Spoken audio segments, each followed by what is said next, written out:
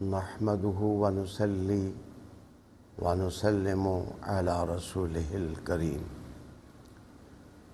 أما بعد فأعوذ بالله من الشيطان الرجيم بسم الله الرحمن الرحيم يا أيها الذين آمنوا لا تقدموا بين يدي الله ورسوله واتقوا الله إن الله سميع عليم صدق الله مولانا العظيم وبلغنا رسوله النبي الكريم ونحن على ذلك من الشاهدين والشاكرين والحمد لله رب العالمين۔ ناظرین، آج ان ہمایون گھڑیوں میں قرآن حکیم فرقان مجید کی جو آیہ کریمہ آپ کے سامنے تلاوت کی وہ آیہ کریمہ سورہ حجرات کی ہے۔ قرآن حکیم فرقان مجید کی یہ وہ عظیم صورت ہے جس میں بارگاہ رسالت سے لے کر اسلامی معاشرے کے عام رکن تک سب کے حقوق کی بات کی گئی ہے اور سب کے مقام کا ذکر ہوا ہے، اور یہ صورت آداب نبوت یا مجلس نبوت کی معلم ہے، آداب سکھانے والی ہے۔ میں عرض کرتا چلوں کہ حضرت علی المرتضیٰ کرم اللہ وجہ الکریم کا ارشاد ہے کہ ادب انسان کی زندگی میں نئے لباس کی طرح ہوتا ہے۔ جس طرح نیا لباس انسان کی شخصیت کو آراستہ کرتا ہے، اسی طرح انسانی زندگی آداب کے قیام سے معنون ہے۔ یہ سورہ کریمہ خدا کی ذات کے بعد بزرگ ترین ہستی رسول کریم علیہ السلام کی ہے، ان کے آداب سکھاتی ہے۔ کہا جاتا ہے اے ایمان والو، اللہ اور اس کے رسول سے آگے نہ بڑھو، واتقوا اللہ، اور ڈرو اللہ سے، ان اللہ سمیع علیم، بے شک اللہ سننے والا ہے اور مہربان علم والا ہے۔ یہاں میں عرض کروں کہ یہ اور اس کے مابعد جو آیت ہے، دونوں کے مضامین رسول کریم صلی اللہ علیہ وآلہ وسلم کے آداب سکھانے والے ہیں۔ ہوا یہ کہ رسالت مآب صلی اللہ علیہ وسلم کی بارگاہ میں بنو تمیم کا ایک وفد حاضر ہوا اور رسالت مآب صلی اللہ علیہ وآلہ وسلم کو اطلاع دی گئی، تو یہ لوگ حضور صلی اللہ علیہ وآلہ وسلم کے ساتھ مذہبی معاملات میں بحث تمیز کا مزاج رکھنے والے تھے۔ آپ صلی اللہ علیہ وآلہ وسلم کو ان لوگوں نے کہا کہ آپ اپنا کوئی خطیب مقرر کریں، ہم بھی اپنا خطیب ساتھ لائے ہیں، اور آپ اپنا کوئی شاعر مقرر کریں، ہم بھی اپنا شاعر اپنے ساتھ لائے ہیں۔ ہمارے خطیب اور ہمارے شاعر ہماری باتوں کی سچائی اور فضیلت بیان کریں گے، اور آپ کے لوگ آپ صلی اللہ علیہ وسلم کی صداقتیں، عظمتیں اور فضیلتیں بیان کریں۔ ناظرین، رسالت مآب صلی اللہ علیہ وآلہ وسلم کی طرف سے ثابت بن قیس بحیثیت خطیب کھڑے ہوئے۔ ان لوگوں کا خطیب بھی سامنے آ کر ان کی باتیں کرنے لگا۔ حضور صلی اللہ علیہ وآلہ وسلم کے خطیب نے صداقتوں کا پیغام اولو العزمی کے ساتھ اور خوبصورت لہجے میں ان تک پہنچایا، اور جب شاعر کی باری آئی تو حضرت حسان ابن ثابت رضی اللہ تعالی عنہ اسلامیان عالم کی طرف سے کھڑے ہوئے۔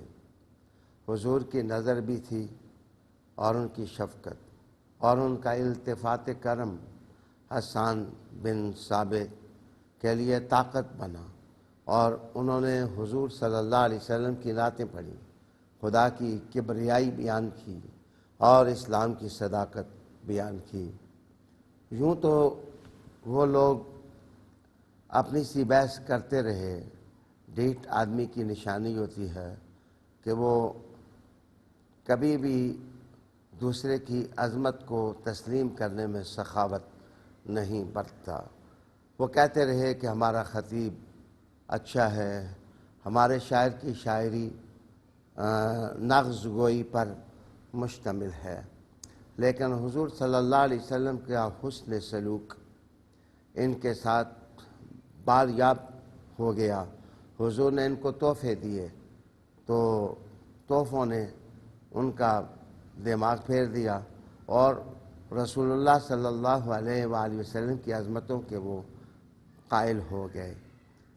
ایک تو رسول کریم صلی اللہ علیہ وآلہ وسلم کی بارگاہ کی حاضری کے آداب ان دو آیتوں میں سکھائے گئے، اور دوسرا یہ کہا گیا کہ اللہ اور اس کے رسول سے آگے نہ بڑھو، یعنی ان سے سبقت نہ لے جاؤ۔ جو رسول کریم علیہ السلام فیصلہ کر دیں اس کو ڈن سمجھو، تم سراپائے اطاعت بن جاؤ اور تم سراپائے تسلیم بن جاؤ۔ ایک آدھ روایت ملتی ہے کہ جب رسول اللہ علیہ السلام خیبر کے لیے تشریف فرما ہو رہے تھے تو اس وقت مدینہ پر جس آدمی کو گورنر لگانا چاہا تھا، بعض جلیل القدر ہستیوں نے اور کسی آدمی کا نام دیا کہ اسے مقرر کیا جائے۔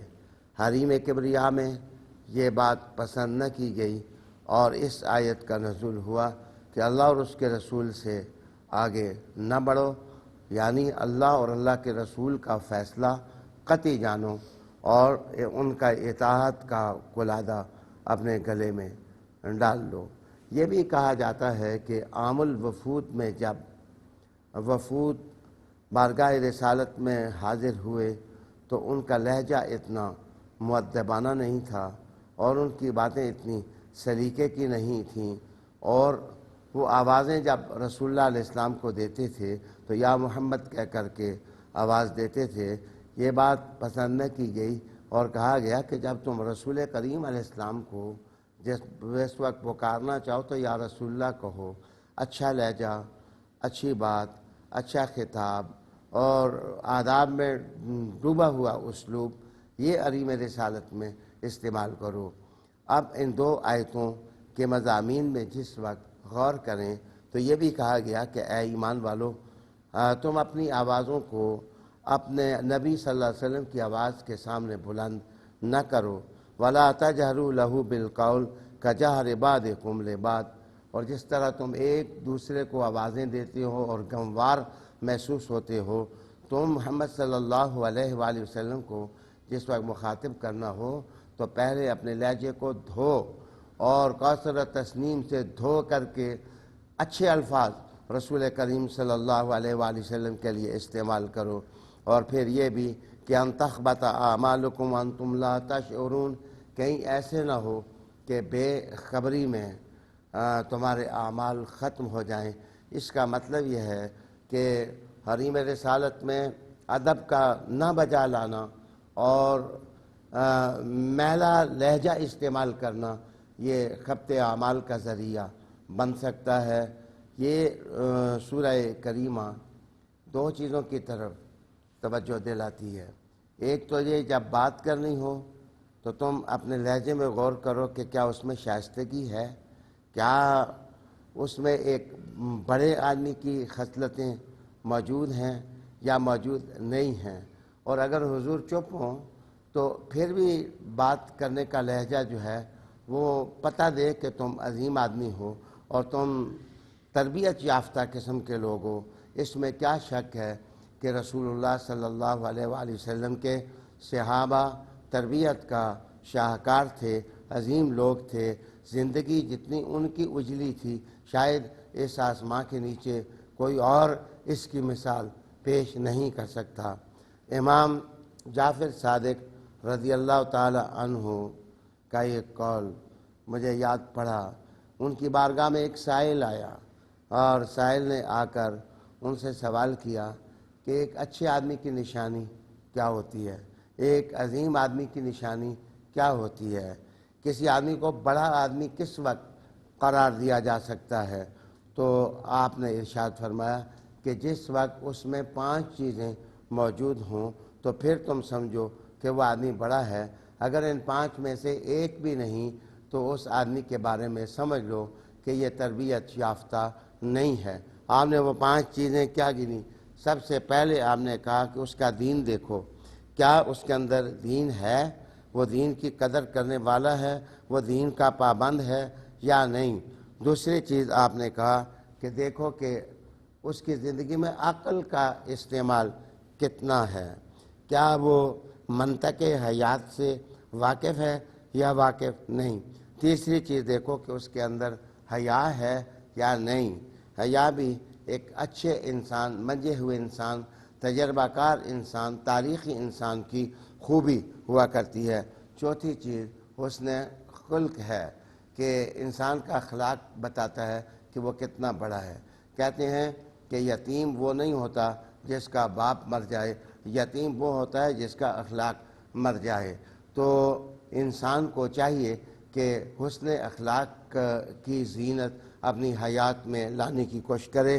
5ویں چیز وہ حسن ادب ہے. ایک انسان بہت بڑا عالم ہو لیکن اس کی زندگی میں ادب نہیں تو وہ ایسے ہے کہ جیسے کسی پہاڑ کی سنگلاخ چٹان ہوتی ہے. لیکن اگر اس کے اندر ادب ہے تو ستارے بھی ایسے انسان پر فخر کرتے ہیں اور ناز کرتے ہیں. تو میں کہہ رہا تھا کہ ان آیات کے بارے میں یہ بھی کہا گیا کہ جب عام الوفود تھا، یعنی 9واں سال ہجرت کا تھا، تو اس سال بہت سارے وفود رحمت عالم صلی اللہ علیہ وآلہ وسلم کی بارگاہ میں حاضر ہوئے. کوئی مسلمان ہوا، کسی نے اپنی غرض زندگی سامنے لانے کی کوشش کی. حضور صلی اللہ علیہ وسلم ہر ایک کی ضرورت کو پورا کرتے چلے جاتے تھے. ان میں سے کوئی شہری لوگ تھے، کوئی دیہاتی لوگ تھے، کوئی قبائل کے ساتھ تعلق رکھتے تھے، کوئی بدو تھے. تو سب لوگ جو ہیں وہ آداب زندگی سے آشنا نہیں تھے. اس موقع پر یہ صورت رسول کریم صلی اللہ علیہ وآلہ وسلم کے سینے پر نازل ہوئی. کہا جاتا ہے کہ 2 عظیم لوگ جو ہیں کچھ بارگاہ رسالت میں آپس میں بحث کرنے لگ گئے تو اس پر یہ آیات کریمات اور بینات رسول کریم صلی اللہ علیہ وآلہ وسلم کے سینے پر نازل ہوئیں. بلا شبہ حضور صلی اللہ علیہ وسلم کے دل پر ان آیات کا نازل ہونا تھا. اس کے بعد صحابہ رضی اللہ تعالیٰ عنہ میں جناب شائستگی اور ادب کا عالم یہ تھا کہ وہ حضور صلی اللہ علیہ وسلم کے دروازے پر بھی زور سے دستک نہیں دیتے تھے بلکہ ناخن رگڑتے، اور اگر گال بھی دہلیز پر رکھی ہوتی تو سانسیں بھی وہ اونچی نہ لینے کی کوشش کرتے کہ کہیں حریم رسالت میں گستاخی نہ ہو جائے. اللہ تعالیٰ ایک اچھا سلیقے کا انسان مسلمانوں کو بننے کی توفیق عطا فرمائے. وآخر دعوانا ان الحمدللہ رب العالمین. ناظرین، اگر آپ ایسی ہی مزید ویڈیوز دیکھنا چاہتے ہیں تو ہمارا ARYQ-TV کا چینل سبسکرائب کیجئے اور بیل آئیکن کا بٹن دبانا نہ بھولیے تاکہ آپ سے کوئی پسندیدہ پروگرام مس نہ ہو جائے.